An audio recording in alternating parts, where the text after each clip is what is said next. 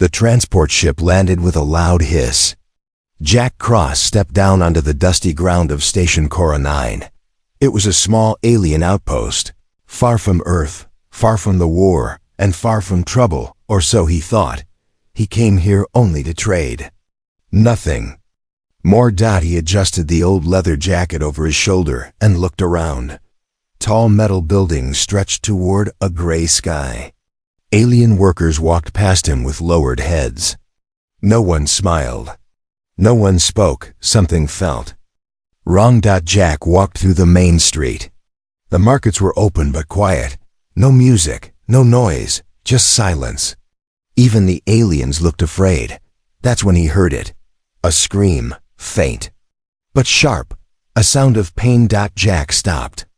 His eyes narrowed. It came from behind a dark wall near the old storage units.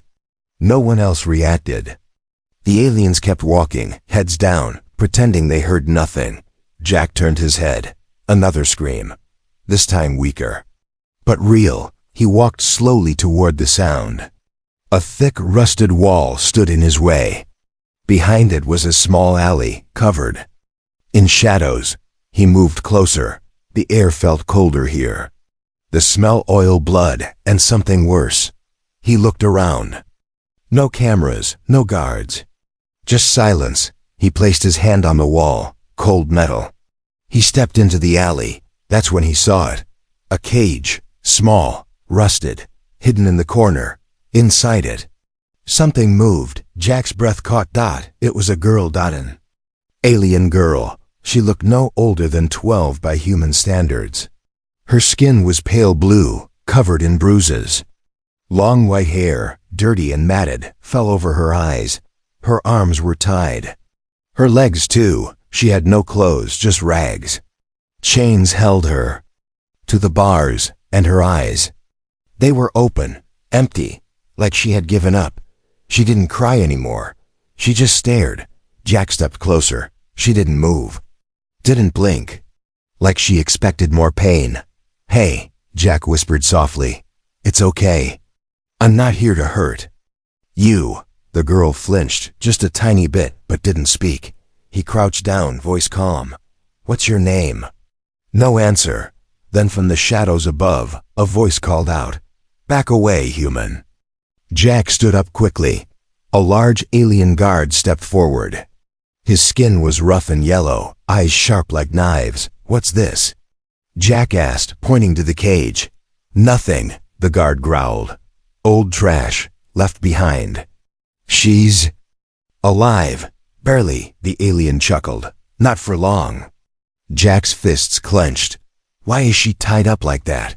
"She bit someone." "Fought back. We're teaching her manners." Jack's heart burned. "She's just a child." "She's not your kind. Keep walking." Jack looked down at the girl again. She hadn't moved, just breathing barely. Her lips were cracked. Her body thin, starved. He looked back at the guard. "What do you want for her?" The alien laughed loud. "You think this is a store? She's not for sale. She's our fun." Jack took a step forward. The alien reached for his weapon. "Jack, stop. This wasn't the time." "Not yet." He gave the girl one last look. Her eyes met his, just for a second. A spark, maybe hope. "I'll be back," Jack whispered. The guard chuckled behind him as he walked away. Jack didn't turn back. But inside, his mind raced. This wasn't just a trade stop anymore. Something evil lived behind those walls. And Jack Cross wasn't the kind of man to walk away from a scream. Not again. She didn't scream when he came back. She didn't move. Didn't blink. It was like her body was alive. But her soul wasn't. Jack Cross had seen soldiers break. He'd seen men cry, scream, beg. But this was worse. This little alien girl looked like someone who had already died. Just not all the way. He stood in the shadows, across from the cage. Night had fallen over Station Cora 9. The wind howled between metal buildings, and most of the guards were drunk or asleep. Perfect. Jack had waited until darkness. He watched the cage from a distance, his coat pulled high. his heart tight with fire. She was still there. Still chained, still silent. Jack stepped forward, slowly, carefully. The old metal crunched beneath his boots. His hand rested near the blaster. On his hip, just in case. He crouched beside the cage. Her eyes didn't turn. "Hey," he whispered, softer this time. "It's me again. Nothing. I don't want to hurt you. I want to help." A tiny flicker.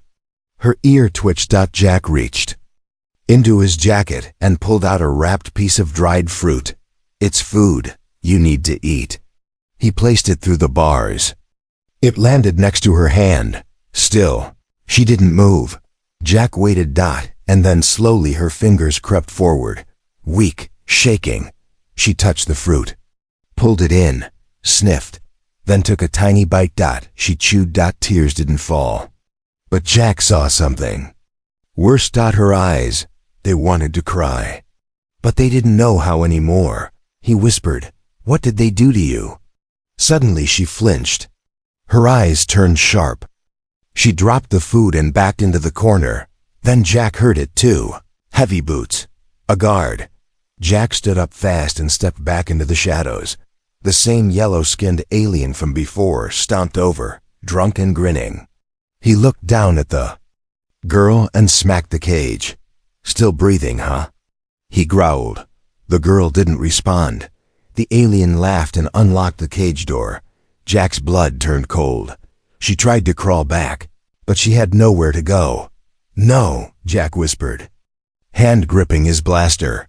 But the alien grabbed her by the hair and yanked her forward. That was it. Jack fired. The stun blast hit the alien square in the back. He dropped like a sack of rocks. The girl froze, staring at the body. Jack rushed forward and knelt by her side. Her mouth opened slightly. "Just a breath, not a word. You're safe now," Jack said. "Just for a moment." He pulled a knife and began cutting her chains. "I don't have time to explain. I'll come back for you. But I need you to trust me. Can you do that?" She didn't nod, didn't speak, but she didn't pull away. He freed her hands, then her feet. He didn't try to carry her. He knew that would scare her. He just looked into her eyes. They were cracked glass. Not broken. Not yet. Jack placed a tiny cum chip in her hand. "If someone else comes, press this. I'll hear it. I promise." Her fingers closed around it slowly. Then Jack turned to leave. More guards would come, but as he stepped into the alley's shadows, again her voice whispered behind him, just one word, "Why?" Jack paused, turned halfway. He looked back at her, skin like ice, hair like ash, voice like a ghost. He smiled. "Because someone should have helped you a long time ago." Then he was gone. And for the first time in years, she didn't feel completely alone. The market was loud. No one noticed the human carrying a quiet storm in his chest. Jack walked past food stalls and weapon vendors, but his eyes weren't looking at goods. They were searching for a way to buy back a soul. He stopped at a shadowy tent marked with glowing alien runes.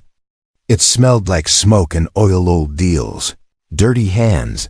Inside sat a merchant with 4 eyes and a face like melted wax. Jack didn't waste time. "I want to buy a girl," he said flatly. The merchant smirked. "Plenty of those around. What kind?" Jack leaned closer. Small, blue skin, white hair. Locked up near the back units. The smirk faded. The merchant's eyes narrowed. "That one's not for trade." Jack's jaw tightened. "Everything's for trade. Name your price." The alien leaned forward slowly, voice dropping. "She's not listed, not marked, no papers. She's not property. She's a game, their entertainment." Jack stared. "You're telling me they torture her for fun?" "She's not a person to them," the merchant hissed.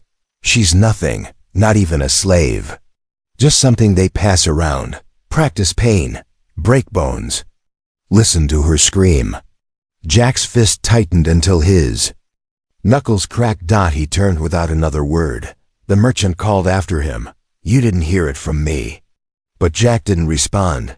because rage was louder than words. Back at the station, the girl sat in silence. Her hands were bruised. But they were free. She stared at the small cum chip in her hand. It glowed faintly. She hadn't pressed it yet. She didn't know if she could trust him. Or anyone. Trust got people hurt. Trust got you locked in cages. But that human, he hadn't hit her, hadn't yelled, hadn't even looked at her like a thing, and he gave her food, gave her words, gave her freedom, even if it lasted only minutes. Her finger hovered over the chip. Then she heard footsteps, not soft ones like his. Heavy. Drunk. Familiar. She panicked and stuffed the chip under the straw. Matt. The yellow-skinned guard stood over her again, holding a long rod. I told them someone was poking around, he sneered. Now they want answers. She didn't move. He raised the rod crack and hit the cage. She still didn't flinch. Maybe you need a reminder, he growled. He opened the cage again, but this time she had something in her hand. The chip. She pressed it. Across the station, Jack's earpiece blinked red. He didn't think. He just ran. Through crowds. Through steam clouds, over crates, past shouting vendors. His boots hit metal like thunder. Back through the alley. Back to the cage. Back to the screams. Jack slid into the shadows just as the guard lifted the rod again. Put it down, Jack said coldly. The guard turned. You again? He raised the rod and Jack shot him in the leg. The alien screamed, fell to his knees. Jack walked forward slowly. You're lucky I'm not in the mood for killing, he said. Now crawl. The alien whimpered and dragged himself away. Jack knelt by the cage again. The girl looked at him, not scared, not broken, just surprised. I told you I'd come back, he said gently. He opened the cage, slower this time. She didn't resist. He wrapped a blanket around her small shoulders. I tried to buy you, he muttered. They said you weren't for sale. She looked up, her voice barely a whisper. Because I'm not worth anything. Jack shook his head. No, he said firmly. Because they're afraid someone might set you free. He looked over his shoulder. Sirens were coming. More guards, more. Pain. Time was running out. He lifted her into his arms. She didn't fight. Her head rested against his chest, and for the first time in years. She felt warm. They thought he had left. They laughed as the human walked away, empty-handed, but they didn't see what he left behind. A promise, a storm, and a reason to come back with fire. The girl was gone. When the guards reached the cage, it was open. Chains broken. Straw burned. The only thing left behind was a black mark scorched into the floor, a human footprint. They searched every hallway, every corner. Too late. Jack had taken her. Above the station, hidden in the rocks, Jack's old escape pod sat cloaked and cold. Inside, she lay wrapped in thick blankets, still weak, still silent, but breathing. Jack knelt beside her, his blaster resting nearby. He stared at her, this fragile life that had been treated like garbage, and something inside him burned hot. He had seen too much of this during the war, but back then, he had orders. Now, he had a choice, and he chose war. At midnight, shadows moved across the roofs of Station Cora. 9.1 shadow walked upright. Human. Angry. Armed. Jack wore his old combat suit patched black and deadly. On his back, explosives. At his side, fire. Past the same merchant from before. The alien looked up and froze. Jack didn't stop. Just gave a single warning, close your shop. Then kept walking. The torture quarters were full of noise and alien laughter. Guards drank, played games, traded stories about the blue girl. They didn't hear the first blast, but they felt the second. The floor shook. Lights flickered, and the fire alarm screamed. Then the walls exploded. Smoke poured in like a dragon's breath. And from that smoke, a man walked out. His eyes were full of war. Jack didn't speak. He shot one guard, two, third non-lethal, just enough to make them hurt. He kicked open the cages, not just hers, all of them. 3 alien children, 1 older woman, a broken-looking creature with no name. He freed them all. This isn't your cage anymore, he growled. Go, run. They did. An alarm echoed across the outpost. Elite guards ran in with guns raised. Jack didn't hide. He wanted them to come. One fired. Jack rolled. Shot back. Took 2 down.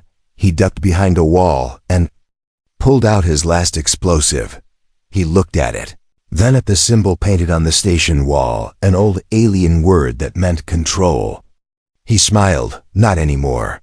He threw the charge. The control room went up in flames. In the hills above, the girl sat in the pod, watching the sky turn orange. She saw the fire rise. She saw the towers fall. She didn't understand all of it, but she knew one thing. Someone had come back for her, and he wasn't afraid of the monsters. Jack limped back to the pod just before sunrise, burned, bloody, but breathing. She opened the hatch. Before he could knock, he smiled through broken teeth. Told you I'd be back. She stared at him, then did something she hadn't done in years. She reached out, and touched his hand. It was small, cold, shaky, but it meant everything. Jack sat beside her as the engines powered up. Behind them, the station burned. Ahead, a sky full of stars. Snow wasn't supposed to fall on Cora-9. Not here. Not ever. But as the first flakes touched the ground, red mixed with white, Jack's blood, he limped through the frozen canyon, the alien girl in his arms, her eyes wide and silent. Behind them, the sirens screamed like dying animals. Searchlights cut across the cliffs. The enemy was coming. Jack didn't stop. Not for the pain. Not for the blood. Not for himself, because the girl in his arms didn't deserve to die in a cage. Not like the others. Hours earlier, they'd escaped in his old pod only to be shot mid-flight. The small ship crash-landed into the icy mountains, miles from the nearest signal. Now, Jack's ribs were broken, his shoulder burned, but he kept going. The girl never spoke, but her tiny hand gripped his coat. She hadn't let go since they crashed. Snow deepened. Jack found a narrow cave hidden behind sharp rocks. He ducked inside, barely breathing. He set the girl down gently and collapsed beside her. The fire stick in his bag sparked once, twice, then caught. Warmth. Light. Safety. For now. The girl curled near the flames. Her lips were blue, her body still weak. But she was watching him now, studying him, like she didn't understand why someone would fight this hard. Jack leaned back against the wall, wincing. He tore part of his shirt and wrapped his side. She crawled closer, not fast, not scared. Curious. She pointed to the blood. He gave a small, tired smile. I've had worse, he said. She blinked. Why, help me. Her voice was dry, cracked, but it was the first time she spoke in full. Jack looked at her seriously. Because I was too late once before. She didn't understand. So he continued. During the war, there was a little girl, human, stuck behind enemy lines. I was supposed to get her out. He swallowed hard. I waited one day too long. Silence. She didn't make it. Now the alien girl understood. You saw her die? Jack nodded. And now, you don't want to wait again. Jack looked into her eyes. Exactly. She looked at his wounds, at the burns, the blood. And for the first time, her eyes softened. She reached for the fruit pack from earlier, the one he had given her in the cage. She had kept it. She opened it, took half, then handed the other piece to him, a gift. Thank you. Jack smiled as he took it. They sat like that for a long time, two broken souls, sharing silence and heat. Then they heard it. Engines. Outside. Fast, angry, the girl backed against the wall. Jack stood, picking up his blaster. He was slower now, but steady. "We're not dying here," he whispered. He looked at her. "You see that cliff up there?" He pointed through the cave's back opening. "There's a comms relay. If I reach it, I can send a rescue signal." She grabbed his arm, shook her head. "Too dangerous." He smiled. "I know." He took her hand. "But I need you to trust me again, one last time." She looked at him for a long second, then nodded. As Jack moved toward the cave exit, blaster ready, snow swirling like a ghost army outside, the girl whispered softly behind him, "Come back." He paused, and without turning, he said, "Always." Then stepped into the snow. The storm had covered the human's footprints, but not her memories.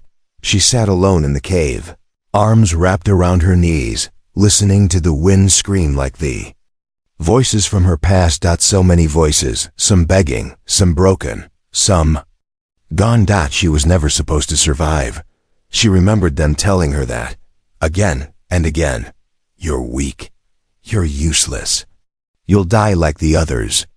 And yet, here she was, still breathing, still waiting, still holding the small fruit wrapper he gave her, her first gift, her first hope. Far up the mountain, Jack crawled through the snow, body trembling from cold and pain. The blaster on his back was nearly out of charge. His blood soaked into the ice, but his eyes burned with purpose. Every step forward was for her, that small, silent girl who never cried, because she had no tears left. He reached the signal tower half frozen, damaged, barely online, but maybe just enough. He powered up his comm band and pressed the emergency frequency. Double quotes. Human distress beacon. Cora 9 sector. Civilian in danger. Repeat. Child in danger.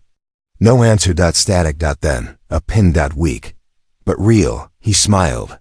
But behind him movement. He turned. 2 alien scouts had tracked him. Their eyes glowed red. Guns raised.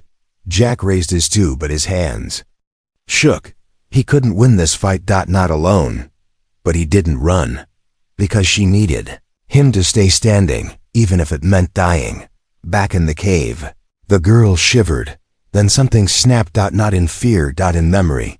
She sat up straight, eyes wide. She remembered faces, not just her own pain, the others, the many children, like her. Tied, beaten, used, discarded. She was the last. And now she remembered why. She reached into the side pouch of Jack's pack.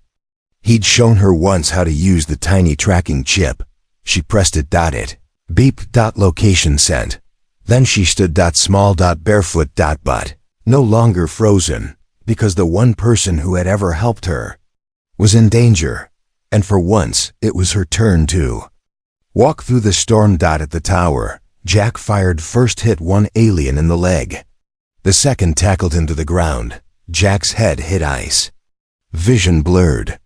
Fingers lost the blaster. The alien snarled, raising the blade. Jack didn't move. No energy left. He just whispered, "Run, kid. Please." Then a flash. The alien above him staggered back, hit by a small, sharp stone. Another. Then another. Jack turned his head and saw her, the girl, barely standing, breath short. But there, throwing rocks like her life depended on it. Like his life did. The second alien turned to charge her, but Jack roared, gathering all the strength left in his body, and tackled him from behind. They both fell over the edge, rolling down the slope. She ran after them. Snow flying. She found Jack at the bottom, coughing, blood in his mouth, but smiling. "You shouldn't have come," he said. She shook her head. "You came for me." He laughed softly. "Fair enough." She helped him up slowly. Carefully, together, they walked back toward the cave. The signal had been sent. Rescue might be coming, but something more important had happened. She had chosen to fight for him. And in doing so, she proved she wasn't just the girl who survived. She was the girl who saved. The sky cracked open, not with thunder, but with hope. High above the frozen cliffs, a human rescue ship pierced the clouds, its engines roaring like the promise of a new life. Down below, The girl stood at the cave entrance. She didn't blink, didn't flinch. She simply watched the ship descend, its lights sweeping across the snow like warm fingers reaching out to her. Behind her, Jack leaned against the wall, pale from blood loss, barely standing, but he smiled when he saw her silhouette. "You did it," he whispered. She didn't look back. "We did it." The ship touched down with a hiss. Soldiers stepped out, human soldiers in full armor. One rushed toward Jack. "Sir, we received your signal. Medics are inbound."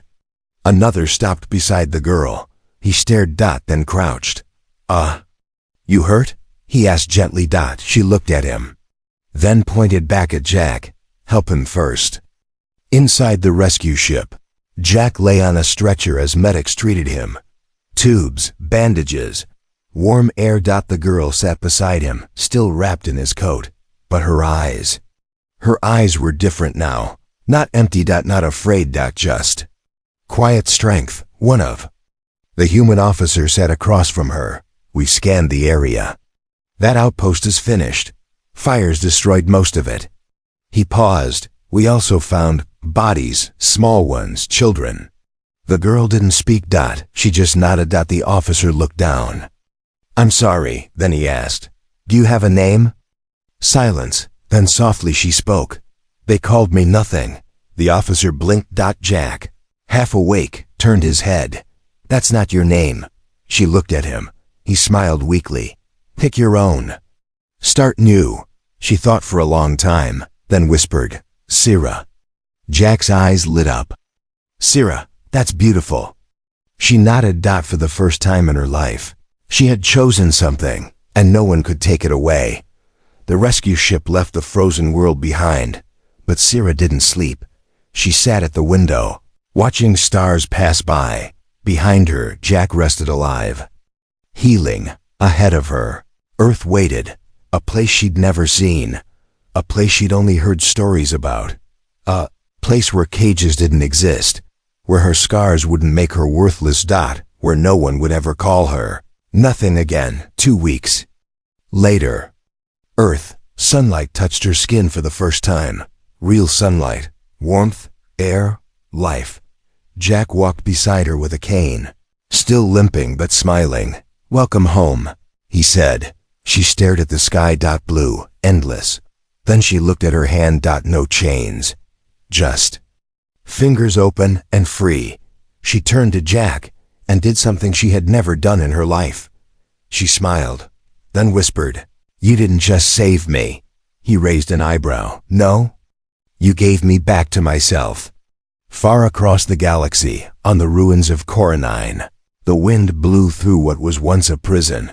Rust-in cages lay torn open, chains snapped, and on the blackened wall of the torture room, burned into the metal by Jack's last fire charge, were 5 words in human letters. "Nothing is just a word."